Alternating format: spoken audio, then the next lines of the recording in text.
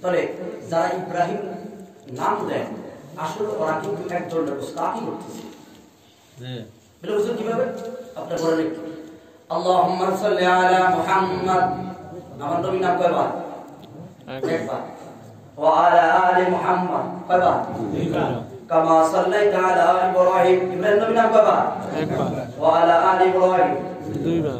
ইন্নাকা হামিদুম মাজিদ, দুই নাম্বার। আল্লাহুম্মা বারিক আলা মুহাম্মদ তিনবার। ওয়া আলা আলি মুহাম্মদ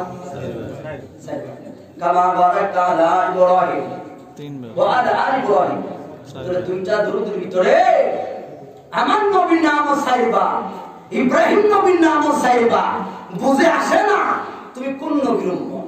কয় আমি আখিরি নবীর উম্মত। কয় তোমার নবীর নাম কি? কয় মুহাম্মদ রাসূলুল্লাহ সাল্লাল্লাহু আলাইহি ওয়াসাল্লাম। কয় রাসূলুল্লাহ মুহাম্মদ রাসূলুল্লাহ নামটা বাদ দিয়া ইব্রাহিম নবীর নামটা প্রচার করো, আবার দাবি করো এই নবীর উম্মত, তাহলে তোরাই তো হলো যাব না সবচাইতে বড় বেয়াদব। কথা বলুন ঠিক না ঠিক? এদের জন্যই আল্লাহ বলেছেন ওয়া ফাআনা লাকা যিকরা। হাবিবুল্লাহ এরা যতই চাক আপনার দাম কমাইতে, কিন্তু আমি আল্লাহ অটোমেটিক আপনার দাম বাড়িয়ে দিয়েছি। তাহলে যারাই নামাজের বাইরে দুরূদ শরীফ পড়ে মনে করেন না তার ভিতরে গাবলা আছে, ঠিক নেই। দুরূদের উসিলানি অনেক অনেক বড় বড় মানুষের পেশায় গেছে। আপনারা আমাদের জন্য গোয়ার তো খুলবেন, একটা ঘটনা আছে।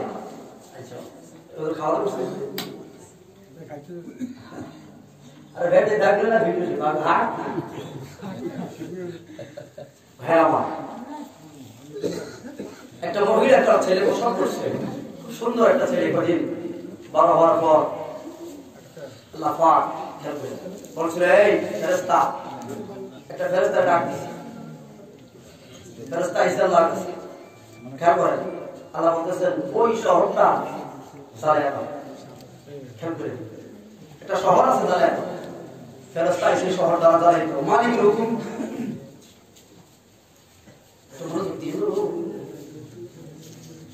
এখন এই শহর জ্বালাইতে আইসা দেখতেছে শহরের ভিতরে একটা সুন্দর বাচ্চা, ছোট বাচ্চা, কেউ নাই। ফেরেশতাটা মায়া রেখে গেছে, আল্লাহ শহরটা জ্বালাইতাম। এখন যায় দেখি শহরের ভিতরে একটা সুন্দর সুইট একটা বাচ্চা, এটা কিভাবে সম্ভব? ফেরেশতাটা একটু মায়া দেখে এই শহরটা না জ্বালায় কি করছে, আবার চলে গেছে। আল্লাহ পাকের হুকুম মানে না, সবকিছুই খোদার ইচ্ছা মানে না। আল্লাহ পাক রাগ হয়ে গেল, রাগ হয়ে বলছেন যা, তো দুইটা পাকার মধ্যে আগুন লাগিয়ে দিয়েছে। কেমন পর্যন্ত তো ফাঁকাগুলো আগুনই জ্বলতেই থাকবে। আগুন জ্বলতেছে, আগুন জ্বলতেছে। হঠাৎ করে ফেরেশতা একদিন আল্লাহর কাছে বলে, আল্লাহ আমি জানি তুমি মহান অনুগ্রহকারী, আমাকে তোমার হাবিবুল্লাহ রসিলা করে মাফ করলেও করতে পারো। আল্লাহ বলছেন যা তোকে মাফ করবো শর্ত হলো একটা, আমার নবীর প্রতি 10 বার দুরূদ শরীফ পড়বি। সুবহানাল্লাহ। রাসূলের পাকের প্রতি 10 বার দুরূদ শরীফ পড়ার কারণে আল্লাহ পাক তাকে মুক্ত করে দিয়েছে। ওই ফেরেশতা যেটা প্রশাসনিক দায়িত্ব ছিল, আল্লাহ পাক তার চেয়ে তাকে উচ্চ মাকাম একটা দায়িত্ব দিয়েছে। সুবহানাল্লাহ। রাসূলের পাকের দুরূদের খাতিরে অনেক অনেক অনেক বড় বড় মুশকিলগুলো আমার আল্লাহ ihsan করে দিয়েছেন। কারণ যেখানে রাসূল সেখানেই তো আল্লাহ, ঠিক না বেটি? ওই আল্লাহকে দরকার আছে নাই? আছে। কেমন খোদাকে ডাকছি, কোন খোদাকে আপনি ডাকছেন? যে খোদা ফজর নামাজ পড়েন নাই, সকালবেলা ঠিকই কিন্তু নাস্তাটা আপনার সামনে পৌঁছে দিয়েছে। আমি এমন খোদাকে ডাকি যে খোদা জোহরের নামাজ পড়ি নাই, আমার দুপুরে টিফিনটা আমার সামনে অটোমেটিক দিয়ে দিয়েছে। এমন খোদাকে ডাকি এশার নামাজ পড়ি নাই, রাতে ডিনারটা আমার মুখের কাছে এনে দিচ্ছে। ওই খোদাকে দুনিয়ার প্রশাসনিক চাকরি যদি করেন, সরকারি চাকরি জীবনের লোক আছে, একদিন যদি দরখাস্ত ছাড়া না যান ভয় আছে না? 2 দিন 3 দিন গেলে বরখাস্ত, 1 সপ্তাহ পরে গেলে চাকরি, ওই জন্য যে লোকটুকু হয়তো দুনিয়ার চাকরি কিন্তু আপনাকে আমাকে কিছু চাকরি দিয়েছে, কিছু কাজ দিয়েছে, ওই কাজগুলো মনে করি নেই, আর উল্টা করি, তাও তো আপনার প্রতি আমার প্রতি রাগ হয় না।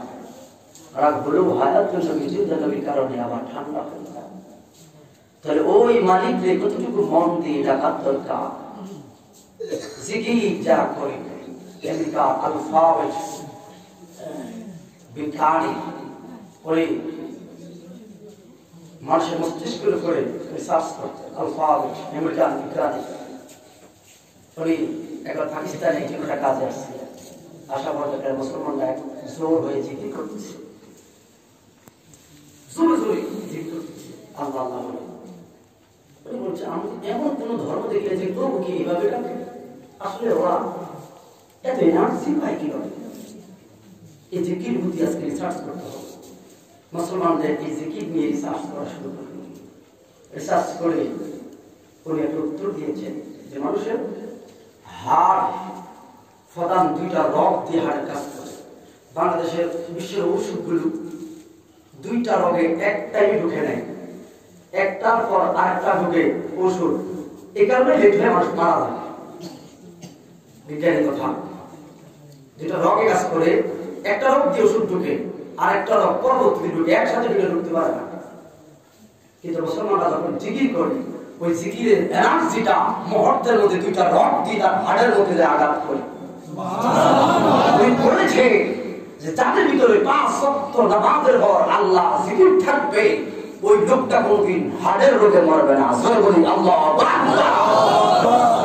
এই জন্য যারা সাহাবী কালিয়াপুরি, আমরা যারা ভক্ত আশিকার আছি, আমরা সদা জিকিরকে সম্বল মনে করি। কথা বলে ঠিক না? আর কোনদিন ফিরে আসে না। এই জন্য সময় থাকতে নিজেকে তৈরি করা দরকার, আছে না নাই? আছে। সময় থাকতে সচেতন ভেড়া প্রচন্ড ঠান্ডা, মানুষ ভয় আসতেছে না, কারণ যে পরিমাণ ঠান্ডা পড়তেছে আজকে। তারপর যারা আসছেন মসজিদের ভিতর থেকে বাঁচা গেছে। অল্প সময়ের কথা, নামাজের বয়ান হইল, কিন্তু নামাজের আগে ইমানের বয়ান দরকার, আছে না নাই? ইমান যদি না থাকে এই বন্দেগী দিয়া কোনো কাজ হবে না। ইমান কি? রাসূলুল্লাহর প্রতি মহব্বত, আমার নবীর প্রতি ভালোবাসা, রাসূলুল্লাহর প্রতি যাদের মহব্বত আছে গো, তোমার এই বন্দেগী করে লাভ হবে আর না হয় লাভ নাই। ঠিক নেই? যুগে যুগে আল্লাহ কোরআনে বলল যে আলা ইন্না আউলিয়াল্লাহ, যারা আউলিয়া আল্লাহ হয়ে যায়, লা খাউফুন, এদের কোনো ভয় নাই, ওয়ালা হুম ইয়াহজানুন, এরা কোন হালতে আছে এটা আল্লাহই জানে। এদের সম্পর্কে তোমাদের মন্তব্য নাই। কারা? যারা আউলিয়া আল্লাহ হয়ে গেছে, আল্লাহ ওয়ালা হয়ে গেছে। এই জন্য ও এলাকার লোক, নিজেকে আল্লাহ ওয়ালা যদি একবার বানায় ফেলতে পারেন, আল্লাহ কয় কোনো জায়গায় আপনার ভয় নাই। আল্লাহ যদি কয় ভয় নাই গো, তবে মরার আর কোনো চিন্তা নাই। ঠিক না বেঠি? আল্লাহ ওয়ালা হয়ে আপনাকে আমাকে করতে হবে, কবর যেতে হবে। যারা আল্লাহ ওয়ালা হয়, রাসূলুল্লাহর পক্ষে, কোরআনের পক্ষে, ইসলামের পক্ষে জীবন যারা কুরবান করে দিছে, যারা আল্লাহ ওয়ালা হয়ে মরছে, আপনারা বলেন মরে গেছে, কিন্তু মোল্লা আলী কারি কয় মরে নাই। কয় কেন? কেন? কয় ইন্না আউলিয়া আল্লাহ লা ইয়ামুতুনা বাল ইয়ান্তাকিলুনা মিন দারিল ফানাই ইলা দারিল বাকাই। তারা মরে নাই গো, তো বরং তোমাদের এই অস্থায়ী জিন্দেগি থেকে আমার আল্লাহ তাদেরকে একটা চিরস্থায়ী জিন্দেগির মধ্যে পাঠায়া দেয়। সুবহানাল্লাহ। মরে নাই না, বরং অস্থায়ী জিন্দেগি একটা চিরস্থায়ী জিন্দেগির মধ্যে চলে যায়। রাষ্ট্র বয়ান করেন, চেয়ারম্যান, মেম্বার, প্রেসিডেন্ট যারাই হোক না কেন, কারো কোনো স্থান নাই। আগে ইমান, পরে আমল, তারপরে সবকিছু। ঠিক না? আপনি চেয়ারম্যান, এই জন্য নামাজ না পড়লেও চলবো হবে? মন গড়া কথা বলছেন, হবে না। কারণ নামাজ এটা আপনি যত বড় প্রেসিডেন্ট হন নাই কেন, কালিমা পড়ার কারণে আপনার রাসূলের প্রতি ঈমান যেমন আনতে হবে, বندگی করতে হবে। ঠিক না বেঠি? আপনারা সুলতান মাহমুদ গজনবী রহমাতুল্লাহি আলাইহি উনি তো দেশ চালাইছে না? সুলতান মাহমুদ গজনবী রহমাতুল্লাহি আলাইহি ওনারা দেশ চালাইছেন, তারপরেও কিন্তু আল্লাহকে ভুলে নাই। ভাইরা মা, প্রথম কথা হলো 2 টাকার মানুষ হঠাৎ করে 10 টাকা হয়ে যায়, তখন দেখবেন মানুষের অহংকারী বেড়ে যায়, তাকওয়া থাকে না। আল্লাহকে ভয় করতে হবে, যে ইত্তাকুল্লাহ, তোমরা আল্লাহকে ভয় করো। হঠাৎ করে দেখবেন একটু টাকা গরম হয়ে গেছে, মানুষকে মানুষ বলে দাম দিতে চায় না, অতীত ভুলে গেছে। কিন্তু মনে রাখবেন, কত বড় বড় বড় বড় প্রভাবশালী জমিদাররাও আল্লাহ রাসূলের পক্ষে গোলামি করি আজকে কবর তারা শান্তি ঘুমিয়ে আছে। সুলতান মাহমুদ গজনবী রহমাতুল্লাহি আলাইহি রাষ্ট্র পরিচালনা করতেছেন। ওনার দরবারে একটা উজির ছিল, এটার নাম হলো আয়াজ। ইতিহাসবিদরা জানেন সুলতান মাহমুদ গজনবী তার দরবারে যে চাকরি করতো, একটা ছেলের নাম ছিল আয়াজ। আয়াজকে যতবার শুনেন ডাক দিতেন, এখানে আসো, সুলতান মাহমুদ বড় আদর করতেন। আদরের মানুষ যারা, তারা দেখবেন অনেক সময় সুযোগকে সদ্ব্যবহার করে, আছে না? কেমন আল্লাহ তারও কষ্ট চালাইছে। সব সময় আমার ভাইরা আয়াজ নাম ধরে ডাক দিতেন। আয়াজের কোনদিন এটার অপব্যাখ্যা করতো না। ও আয়াজের ছেলেকে চাকরি দিয়েছেন রাজ দরবারে, আয়াজের ছেলেকে চাকরি দিয়েছেন। ভাইরা আমার, আয়াজের যেই চাকরিটা ছিল, আয়াজের সন্তানের একই চাকরিটা ওই রাজ দরবারের মধ্যে পাইলেন। সব সময় গো আয়াজ নাম ধরে ডাক দিতেন। হঠাৎ করে একদিন নাম ধরে ডাক দেন নাই, নাম ধরে না ডাক দিয়া বললেন, এই আয়াজের বেটা এই দিকে আসো, এই আয়াজের বেটা এই দিকে আসো। নাম ধরে নাই। সুবহানাল্লাহ বলেন না? সুবহানাল্লাহ। আয়াজ এত বিশ্বাস করলো, বিশ্বাস করিয়া রাজ্যের সন্দুকের দায়িত্বটা আয়াজের কাছে চাবিটা দিলেন। লোকটা বাপের কথা বলুন, তারপর পয়েন্টে যাচ্ছে।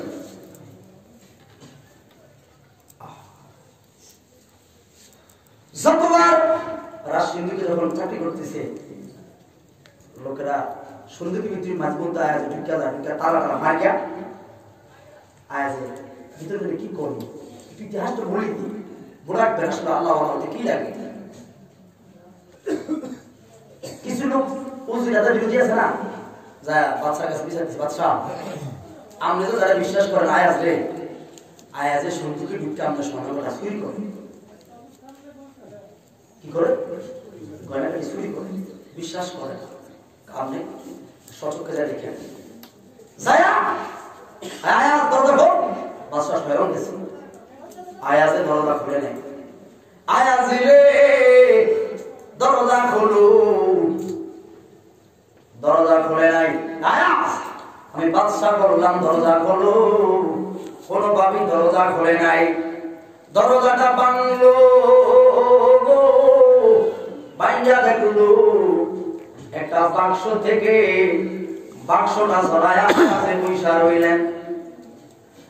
লোকেরা বলল, বাদশা গো, এই যে দেখুন বাক্স, এত বড় একটা দামি বাক্স, এই বাক্সর ভিতরে হয়তো গয়না গাটিগুলো লুকাইয়া আয়াজের বাড়ির মধ্যে পাচার করে। আয়াজ রে এত বিশ্বাস করতাম রে আয়াজ, কিন্তু তুমি শেষ পর্যন্ত আমার বিশ্বাসের গায়ের মধ্যে আঘাত দিয়া দিছো। আয়াজ রে দরজাটা খোলো, আয়াজ বাক্সা তালাটা খোলো। আয়াজে বললো বাদশা গো, আমার গোপন রহস্যগুলো ভাঙবেন না, অনুরোধ আপনার কাছে কই। গোপন রহস্য কি আয়াজ? ও বাদশা, আপনার দুইটা পায়ে পড়ি গো, আমার গোপন রহস্যটা ভাঙবেন না। বাদশা ডাক দিল আয়াজ রে, বাদশা তোমার ভাঙতেই হবে। সেই মাত্র বাদশা ভাঙলো, ওই দামি বাক্সার ভিতরে একটা সিরা লুঙ্গি, একটা সিরা গেঞ্জি, একটা সিরা টুপি দেখা যায়।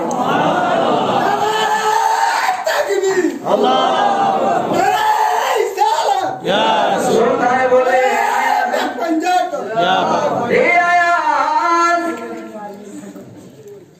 সিরা টুপি, সিরা পাঞ্জাবি, রাখার তো বাক্সা এই জানালে আয়াস কোন দিকে দিতে সম্মানিত জ্ঞানী লোক থেকে আপনি ধর্ম দিয়ে আপনারা বুঝছেন। সিরা টুপি, সিরা পাঞ্জাবি, রাখার বাক্সা না তো এই জানালে আয়াস। এই বাক্সার ভিতরে তুমি কেন এইগুলা রাখলা? ডাক দিন বাদশা গো, যেই দিন আপনার দরবারে কত ভিক্ষুকের মতো একটা চাকরির জন্য আপনার দরবারে আইলাম, ও বাদশা ওই দিন আমার পরনে এই কাপড়গুলো ছিল গো। আপনি আমাকে ভালোবেসে আজকে মেন দরবারের উজির বানাইছেন, সন্দুকের চাকরি আমারে দিছেন।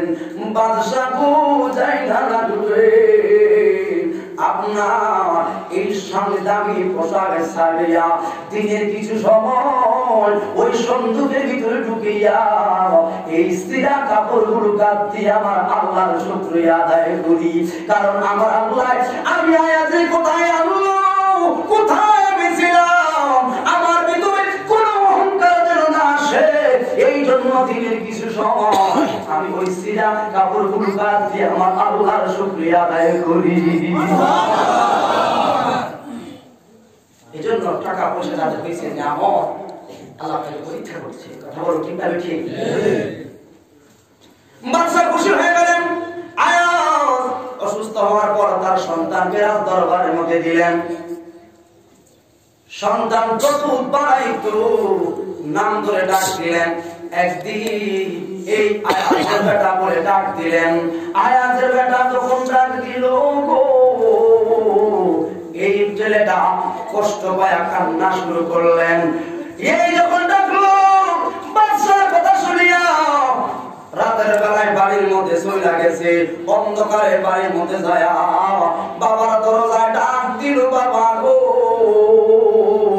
সেই সম্মানে আপনি আমাকে ওই রাজ দরবারে দিলেন, আমার মনে হয় ওই সম্মানটা আমি রাখতে পারি নাই। আয়াজ গো ও বাবা আমার, কয় কারণ তুমি কি অন্যায় করছো? আব্বা বাদশার সঙ্গে আমার বড় বেয়াদবি হইল, কারণ সব সময় বাদশা আমারে নাম ধরে ডাক দিত, আজকে বাদশা আমারে আয়াজের বেটা কইছে, তার মনে হয় আমার একটা বড় বেয়াদবি হইয়া গেছে। আয়াজ কান্দি, আয়াজের ছিল কান্দি, চলো চলো চলো বাদশার দরবারে যাই। সকালবেলা গেল, যায়া দেখলো বাদশা নামাজ সমাধান করলেন, পায়ের কদমে পড়লো গো, কদমে পড়িয়া ডাক দিল, বাদশা গো আমার ছেলে হয়তো বেয়াদবি করছে, আপনার সঙ্গে আমার ছেলেটার মাফ করে দেন। এই জন্য বলি চেয়ারম্যান হবেন, মেম্বার হবেন, অসুবিধা নাই, আপনারা রাসূলুল্লাহর মহব্বতটা অন্তরের ভিতরে রাখবেন। ভাই রে, রাসূলুল্লাহর মহব্বত ছাড়া পৃথিবীর মধ্যে আর কোনো সম্মান নাই। কেন বললাম? কয় বাদশা মাফ করে দিন। সুলতান মাহমুদ নবী অবাক হয়ে গেলেন, কেন করে আমি মাফ করব? তুমি তো কোনো বেয়াদবি করো নাই। কয় বাদশা গো আমি বেয়াদবি কইরা বলাইছি, কয় আমার তো কোনো খেয়াল করে না রে বাবা। কয় তো এতদিন আমার আপনি নাম ধরে ডাক দিছে, আজকে গতকালকে কেন আমার নাম ধইরা ডাকতেন নাই? সুলতান মাহমুদ ডাক দিল, আয়াজের ছেলে এই উত্তর তোমার দিতে পারতাম না রে বাবা। আয়াজে কয় হুজুর এমন কোনো কথা নাই, সেই কথাগুলো আমার কোন নাই। ও মহাদয় মেহেরবানি করে আজকে বলতেই হবে কোন কারণে আমার ছেলেকে আপনি নাম ধইরা ডাকতেন নাই, আমার নাম ধইরা ডাক দিলেন। বাদশা কয় আয়াজিরি ওরে আয়াত জানবি রে আয়াত তোর ছেলের নাম আর আমার নবীর নাম এক নাম রে আয়াত। যতদিন তুমি আয়াত আমার বাড়িতে চাকরি করছো, যতদিন আমার ঘরে চাকরি করছো আয়াজ রে কোনদিন ওযু রাখতাম, কোনদিন ওযু রাখতাম না। আয়াজ রে সেই দিন থেকে তোর ছেলে আমার দরবারের মধ্যে আইছে, আমি সুলতান মাহমুদ ওই দিন থেকে একদিনের জন্য ওযু ভাঙি না। কয় কারণ ভাঙেন না, কয় কারণ কি জানো না? তোমার ছেলের নাম আমার নবীর নাম রে এক নাম রে আয়াজ। আয়াজ রে গতকালকে কোন কারণ বশত আমার ওযুটা ভেঙে গেছে, ওযুটা ভাঙার পর আমি সর্বনাশ কেমনে তোমারে ডাক দিয়াম, ওযু নাই নবীর নামটা কেমনে মুখে লই, এই জন্য আমি তোর বাবার নাম ধরে ডাক দিছি। কারণ ওযু ছাড়া সুলতানের নবীর নামটা মুখে লবে আদবি রে। আরে তাকবীর, আল্লাহু আকবার, রিসালাত, ইয়া রাসূলুল্লাহ, গাউসিয়া, ইয়া রাসূলুল্লাহ, হযরত মাওলানা মুফতি জুনায়েদ সিদ্দিকী সাহেব জিন্দাবাদ জিন্দাবাদ। তাহলে দেখেন না দিনটা কেমন কাটাইছে, আরো তো বাচ্চা ছিল ঠিক তাই ঠিক জ্ঞানী বলে বুঝবেন যে আমি কি বুঝাচ্ছি আপনাদের। হ্যাঁ আমার এই দুনিয়া হলো আর দুনিয়া মাযরাতুল আখিরা, দুনিয়া হলো আখিরাতের হিসাবে ছোট্ট মতো জায়গা। এই জায়গাটা কে কার, কে কত বড় লোক হবে, কে কত টাকার মালিক হবে সেই চিন্তা ব্যস্ত। কিন্তু আপনাকে আমাকে এই আপনার ছেলের চাকরি লাগবে, আপনার ছেলের লাগবে বাড়ি ঘর জায়গা জমি, এই 50 বছর জিন্দেগির জন্য কত কষ্ট করলেন আপনি কি ভুলে গেছে যে লক্ষ লক্ষ বছর যে ঘরে থাকবে ওই ঘরের জন্য কি সামান দিছে, ওই ঘরের জন্য আপনার কি সম্পদ আছে, ওই কথাগুলো চিন্তা করলে কোন লোক সুখ খাইতে পারে না, ঘুষ খাইতে পারে না, জোয়ার মধ্যে থাকতে পারে না। কথা বলুন ঠিক না? আপনাকে আমাকে সব সময় মরণের চিন্তা করে জীবন মরণ সব জায়গায় রাসূলুল্লাহর মহব্বত নিয়ে নিয়ে আপনাকে আমাকে কবর যেতে হবে। আল্লাহ কবুল করুন, সকলে বলুন আমিন আমিন। ভাইরা আল্লাহ পাক কোরআন কারীমে বললেন কুল্লু নাফসিন যায়কাতুল মউত, এমন কোন মানুষ নাই যে আজরাইল আপনার আমার সামনে আসবে। প্রত্যেকটা মানুষের কাছে একদিন আগে আর পরে আজরাইল আসবে। এই বিশ্বাস আছে না? তাহলে মারা পর্যন্ত আপনার কাছে আসবে, রাসূলুল্লাহর কাছেও আসছে, ঠিক না? আপনাকে আমাকে কবর যেতেই হবে। তাহলে ওই হিসাব করে জীবনটা পরিচালনা করা দরকার আছে না? টাকা পয়সা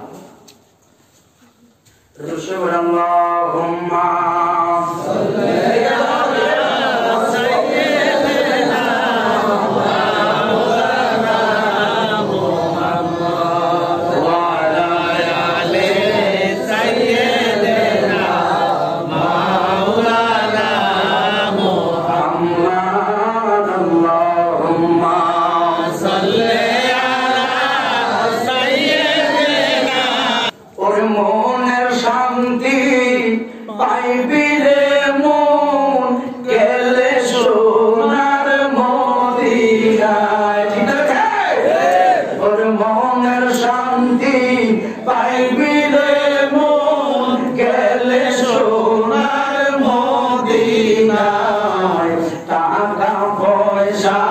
শান্তি মিলে না রে শান্তি কোন জায়গায় পাইবারা ধরে টেকে টেকে কয় গাঞ্জা মদার প্রেন্সি ডায়ে শান্তি নাই হয় ওর মনের শান্তি পাইবি রে মন মসজিদে চলিলা যাও ঠিক না ঠিক মনের শান্তি যদি পাও তাহলে অবশ্যই রাসূলের পাকের দরবারে যেতে হবে ওই আল্লাহর কথা আসতে হবে ভাইরা আমার আমি আমার মূল পয়েন্টে চলে আসি আমাকে মূলত বাপ মার খেদমত দিয়ে জানেন ছেলে করতে বাপ মার খেদমত দিয়ে কথা বলা এই জন্য পয়েন্টে পয়েন্টে কথা বলে যাব এখানে অনেক লোক আছে যাদের মা নাই আছে না নাই অনেক আছে যাদের বাবা নাই আছে না নাই বাবার স্মৃতিগুলো মায়ের স্মৃতিগুলো মনে আনতে হবে রাখবেন আল্লাহ পাক কোরআন কারীম শিখিয়ে দিয়েছে রব্বির হামহুমা কামা রাব্বায়ানি সগীরা আল্লাহ আমার মা বাবার প্রতি গ্রহণ করো যেরকম ভাবে আমার ছোটকালে আমার গ্রহণ করো শুধু তাই নয় আল্লাহ বলেন লা তাকুল্লাহুমা ফি ওয়া লা তানহারহুমা ওয়া কুল্লাহুমা কাওলান কারীম তোমার আমার কারণে কথার কারণে আচরণের কারণে কাজ কারবারের কারণে যদি মা একটু উপয়া শব্দ করে তোমার দুনিয়াও বা তোমার আখিরাতও বা কথা বলেন ঠিক না এই জন্য মা বাবা বড় নিয়ামত ওই মা বাবার পক্ষে যাচ্ছ ওই ভাইরা আমার রিকশা চালাও সিএনজি চালাও গরিব ও যুবক বাড়ি যখন বাড়াইবি মা থেকে কইলা যাইবি বাবাকে সালাম করে যাইবি দেখবি কাজের মধ্যে বরকত আছে আমার বাড়িতে যখন আসবা মা বাবাকে আগে তোমার ঘটনা ঘুরে বলবা দেখবা মনের শান্তি পাওয়া যায় এই জন্য বন্ধু টাকা পয়সার গরমে অনেক মা বাবাকে অবহেলা তুমি করো মনে রাখবা একদিন তোমারও এই কাজ কর্ম সামনের মধ্যে আসবে হযরতে মুসা কালিমুল্লাহ আলাইহিস সালাতু ওয়াস সালাম আমার আল্লাহরে ডাক দিল মালিক গো ও মালিক আমি হইলাম জান্নাতি কারণ আন্নাবী ও মাসুমুন নবীরা নিষ্পাপ নবীদের কোনো গুনাহ নাই ঠিক নেই না আমাদের কিছু হুজুররা নবীদের গুনাহ করছে ডিজিটাল হুজুর আছে না আল্লাহকে ডিজিটাল ভাবে মাইক সলভ করে আল্লাহ আমি জান্নাতি তবে আমার সফর সঙ্গী কে আল্লাহ কয় তোমার সফর সঙ্গী হলো একটা কসাই কি গো আল্লাহ আমার সঙ্গে হয়তো আমার ভাই হারুন দিতে পারতাম নয় একজন ভালো মানুষ দিতে পারত মালিক আমার সঙ্গে একজন কসাই দিলাম বুঝলাম না আমার আল্লাহ কয় মুসা নবী বুঝবা না কারণ ইন্নী আ'লামু মা লা তা'লামুন আমি খোদায় যা জানি তোমরা তা জানো না মুসা নবী গো ও মুসা নবী আমি ওই কসাইয়ের সঙ্গে তোমার জান্নাত তোমার সফর সঙ্গে হবে কসাই মুসা নবী কইন বুঝতে পারলাম রওনা দিয়া দিল কে কসাই কি এরকম কাজ করে কি এরকম কর্ম করে যে আমার সঙ্গে জান্নাতে থাকবে গো আমার সঙ্গে জান্নাতে থাকবে ওই কসাই গোশতের দোকানে গেছে গো যায় দেখলো কসাই একটা গরু লইয়া দাঁড়ায়া রইলেন গরু জবাই করবে হযরতে মুসা নবী কাছে দাঁড়ায়া রইল ওই মুসা নবীর সামনে গরুটা জবাই করলেন গরুটা জবাই করিয়া সুন্দর দামি যেই কলিজাটা আছে গরুর কলিজা কাটলেন আর সেটা থেকে একটু গোশত কাটলেন একটা আলাদা ব্যাগের মধ্যে ঢুকাইলেন বাকি গোশত গুলো বিক্রি করলো মুসা নবী বলেন দোকানদার আমি মুসাফির বাড়ি অনেক দূরে তোমার বাড়িতে আমার একটু থাকতে একটা রাতের জন্য জায়গা দিবানি কসাই বলে হুজুর অসুবিধা নাই আপনি আমার মেহমান হয়ে যাবেন অসুবিধা নাই গো বাড়িতে যাইবে দোকানদারি কমপ্লিট হয়ে গেল ওই বুঝতে ব্যাগ লইয়া গো মুসা নবীকে লইয়া বাড়ির মধ্যে গেলেন মেহমান খানা বসাইল মেহমান খানা মুসা নবীর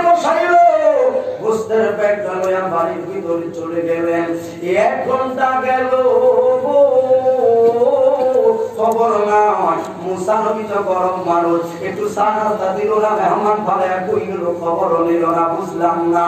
এই লোকে বলে আল্লাহ আমার সঙ্গে জান্নাতে দিব, সে মেহমানের মর্মই বুঝে না এই লোকটা কেমনে আমার সঙ্গে জান্নাতে থাকবে। এই মন্তব্য করলো 3 ঘন্টা পর এই বসায় আসলো, হুজুর গো কি খাইবেন, কি সেবা করতে পারে, কি খায়াম তোর 4-3 ঘন্টা হয়ে গেল, খবর নিলি না, কি মেহমানদারি করবি খবর নিলি না, 3 ঘন্টা তুমি কই আসিলা বুঝতেই তো পারলাম না। কসাই বলে হুজুর গো এমনে এমনে কাটাই না, আমার ঘরে আমার গুরু মা আছে, আমার আব্বা নাই, কেউ নাই গো। ও হুজুর সকালবেলায় যখন বাজারে যায় আমার মা দুঃখিনী রে সুন্দরভাবে গোসল করায় নামাজ পড়ায় কিছু খাওয়ায় বাজারে যায়। হুজুর সন্ধ্যাবেলা আসিয়া দেখি আমার মায়ের কাপড় চোপড় আবার নষ্ট করে ফেলছে, দেরি করিল আগে যায় আমারে পরিষ্কার করল, গোসল করাইছি গো, গোসল করাইয়া সুন্দর কাপড় পরাইয়া নামাজ পড়াইয়া ওই যে বস্তুগুলো রাখছি এই বস্তুগুলো রান্না করি আমার খাওয়াই আপনার কাছে আইলাম। কই তোমার মা কিছু কইছি নি, তোমার মা কিছু কইছি নি?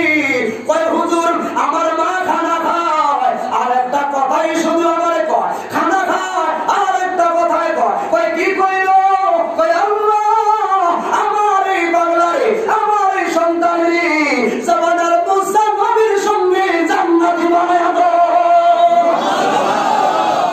জামানার মুসা নবীর সঙ্গে আমার সন্তানের জান্নাতি বানায়া দাও। মুসা নবী কয় বাংলারে সিনসলি রে আমারে, আমি আর কেউ নই রে, আমি হইলাম মুসা নবী। আমার আল্লাহ যে কইল কসাই তোর সঙ্গে জান্নাত বুঝতে পারি নাই, কিন্তু মার প্রতি তোর দয়া, মার প্রতি তোর ভালোবাসা আইসা বুঝা বানাইছি, কি জন্য আমার আল্লাহ তোরে আমার সঙ্গে জান্নাতি বানাইছে। এই জন্য বাপ মার খেদমত করে আমরা ঠকি নেই, মার মনে কষ্ট না, ঠিক না, ঠিক না, মার কাছে ক্ষমা চাইবা। অনেক লোক বাপ মা বুড়ো মানুষের সেবা করার পরে বউ বেয়ে টাকা থাকে, ঠিক নেই, খোঁজ খবর হয় না, ওষুধের কথা টাকা চাইলে এই চাইলে এই চাইলে, এগুলো আপনি আবার জ্বালায় খাইবেন। বউ যেটা বলে সেটা মুহূর্তের মধ্যে, ঠিক নেই, মা বললে হুগাই যায়, বাবা বললে হুগাই যায়, খবর আছে। এই জন্য ভাইরা তাহলে আমরা মা বাবার পক্ষে, মা বাবার খেদমতের পক্ষে আছি না, আপনারা আমি একটু ধারণ দিয়ে যাই। আজকের যুবকরা যেন মা বাবাকে একটু ভালোবাসে, কারণ যে ছেলেটা মা বাবার প্রতি মহব্বত থাকবে ওই ছেলেটা সুন্নি হয়, কথা বলুন ঠিক না ঠিক? আর আমার সুন্নি সমাজের ভাইরা আলা হযরত আজিমুল বরকত ইশকে মহব্বতের প্রেমিকরা কোনদিন মা বাবার সঙ্গে অসম্মান আচরণ করতে পারে না, কথা বলুন ঠিক না ঠিক? আমি শুনছি এই এলাকাতে একটা সংগঠন আছে আলা হযরত পরিষদ, আলা হযরত পরিষদ। আপনারা আলা হযরত যে পরিষদ দিছে আসলে কি আলা হযরত কে আপনারা চিনেন, বুঝেন যে হুজুর আলা হযরতটা যে দিলেন, এই যে ওনার নামে সংগঠনটা দিছি আসলে উনি কে? ওলামায়ে কেরাম ছাড়া আর কেউ বলতে পারবে? এই জন্য আমি সংসদের পরিষদের সকল ভাইদের বলি আলা হযরত আজিমুল বরকত ইশকে মহব্বতের যে জীবনী আছে এই জীবনীগুলি মানুষকে দেখিয়ে দিবেন।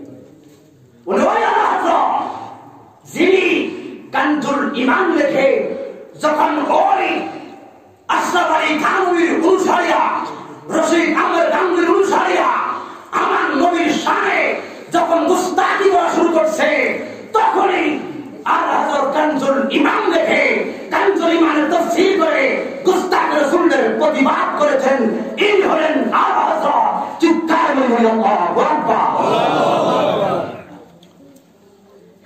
ওয়াহাবি সুন্নি পাঠ্যক্রম কে শিখাইছে? আলা হযরত। এই আলা হযরত যিনি বলছেন আমার ইন্তেকালের পর তোমরা আমার কবরটা আমার মাথা পর্যন্ত করবা, গর্ত করবা। হুজুর ঠিক না, মানি না।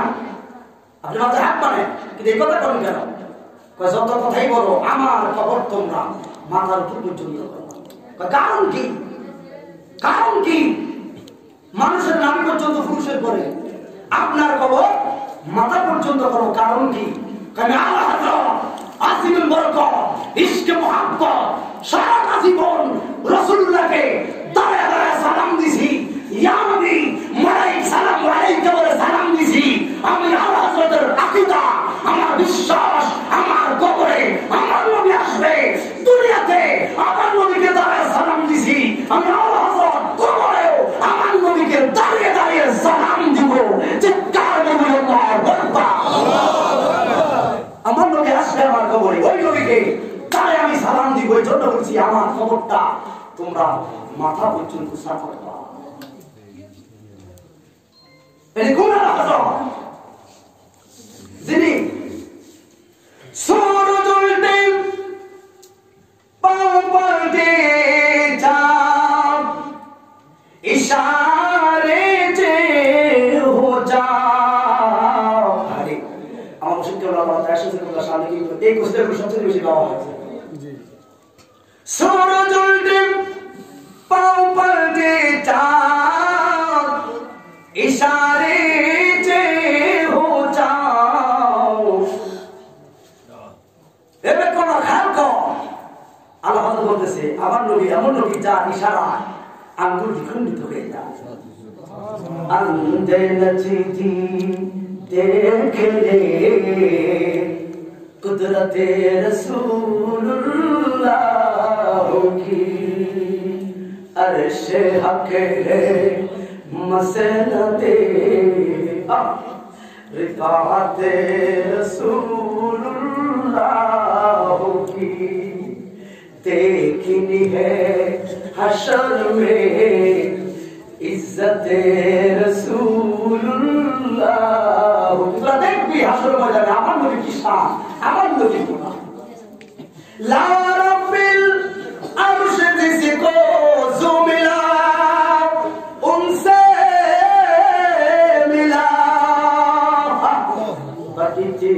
कौनों में नेमते रसूलुल्लाह तुझे से और एबार वहाबी के सुन्नी के सिखाया जाता है तुझे से और जन्नत से क्या मतलब है वहाबी दूर हो। अल्लाह अकबर अल्लाह अल्लाह दुश्मन रसूल अकीदा এই বেয়াদব রাসূলুল্লাহ তোরা কে সরে খান থেকে আমরা নবীর গোলাম জান্নাত আমগো জন্য আছে সুবহানাল্লাহ। তুমে সে और जन्नत से क्या मतलब मुनाफिक दूर हो हम रसूलुल्लाह की जन्नत रसूलुल्लाह की।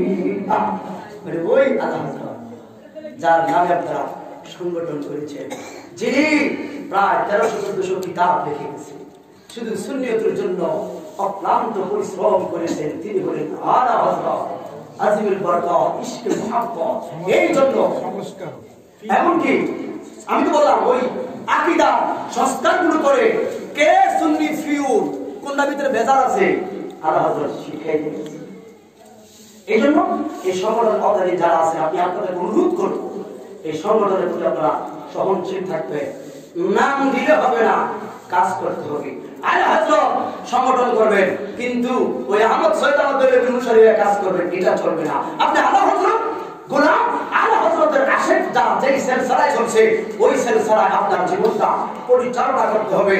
তারপরে সংগঠনের তাৎপর্য বুঝে কাজ করলে দেখবেন আলা হযরতের সঙ্গে আপনার আমার জান্নাত হবে। সুবহানাল্লাহ। শরীরের কন্ডিশন ভালো না, শরীরের অবস্থা ভালো না, আমি হয়তো আড়াইতে পারতাম না। ইয়া রাসূলুল্লাহ মেহেরবানি করে কইছেন নি আমার জিন্নুরে আপনার গোলাম বানাইছেন নি চেষ্টা দিয়ে পড়েছে গো কোন আওয়াজ নাই আমার নবী ডাক দিলেন মারে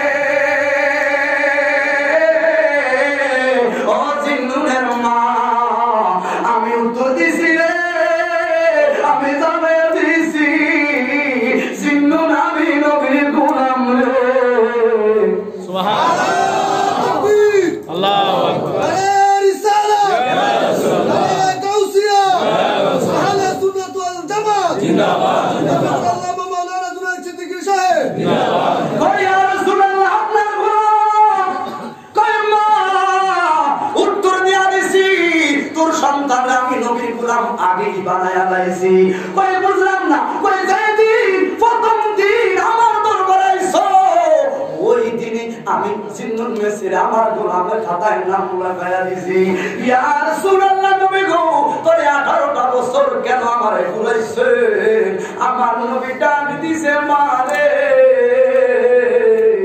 তোমারে আর তোমার সন্তানের জিন্নুলে আমি নবী বড় ভালোবাসি এই জন্য মা গো রোজার সামিনী বারবার তোরে আনিব আমি নবী জিন্নুলের বারবার দেখতেই মনে চাই আমার নবী বললেন বাংলারে জিন্নুল কি কি বাসো স্বার্থপরের মতো কি মায় শুধু নিজের কথা বলছে শুইনা রাখলে 18 বার আইছে 18 বার শুধু তোর বয়ানে দিছে তোর শুধু কেন নবীর গোলাম বানায় এই জন্য স্বার্থ ছাড়া কেউ ভালোবাসবে না স্বার্থ ছাড়া শুধু পাইবা আপন বাবা জিন্নুনের মার কদমে রাখবার মা গো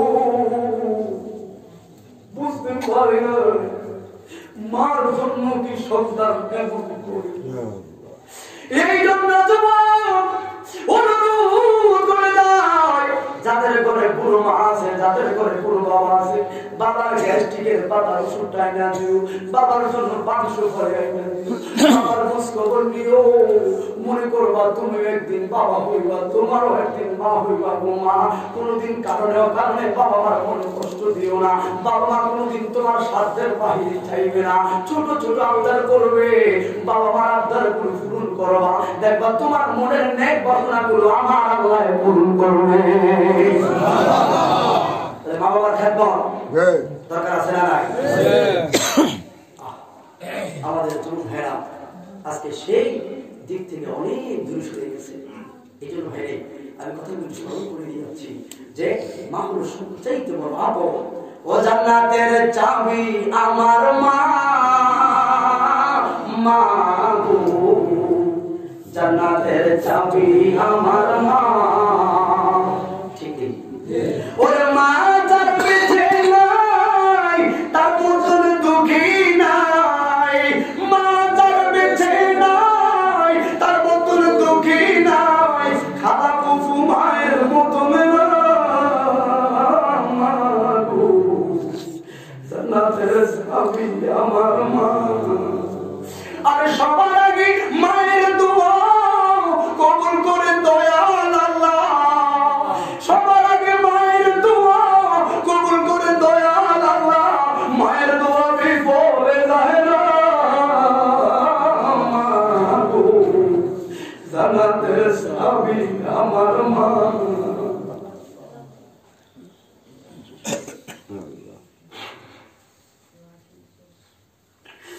কষ্টের জীবন কাকে বলে যায় ও যুবক তোমার আমার এই ক্যারিয়ারটার জন্য সবচাইতে বেশি যে কষ্ট করছি উনি হইলেন মা ঠিক না ঠিক আজকের পর থেকে কোন যুবককে আমাদের এই মহল্লা এই সমাজগুলোতে না শুনি মা মনে কষ্ট দিয়েছে বাবার মনে কষ্ট দিয়েছে যদি মার মনে কষ্ট দেয় বাবার মনে কষ্ট দেয় তাহলে লক্ষ লক্ষ টাকার মালিকেও কোনো ফায়দা নাই আসুন আমার নবীর যে মহব্বতের আমি কথাটা বলেছিলাম যে আল্লাহ বলছেন কুল ইন কুনতুম তুহিব্বুনাল্লাহ ফাত্তাবিউনি ইউহিব্বুকুমুল্লাহ ওয়া ইয়াগফির লাকুম যুনুবাকুম ওয়াল্লাহু গফুরুর রহিম আল্লাহ বলছেন আমি আল্লাহর আকার নাই ইকার নাই কিছুই নাই তোমার আল্লাহ তোমার কি কিছুই নাই তোমাকে কেমনে পাবো তোমাকে তো পাওয়া আল্লাহ বলেছেন ফাত্তাবিউনি, আমার হাবিবুল্লাহকে আগে পাও, আমার নবীকে পাইলে আমাকে বাকি। কথা বলুন ঠিক না ঠিক?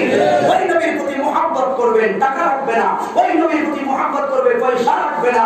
কারণ টাকা পয়সা পরে, ঈমান আর আকীদা হলো সবার আগে। কথা বলুন ঠিক না ঠিক?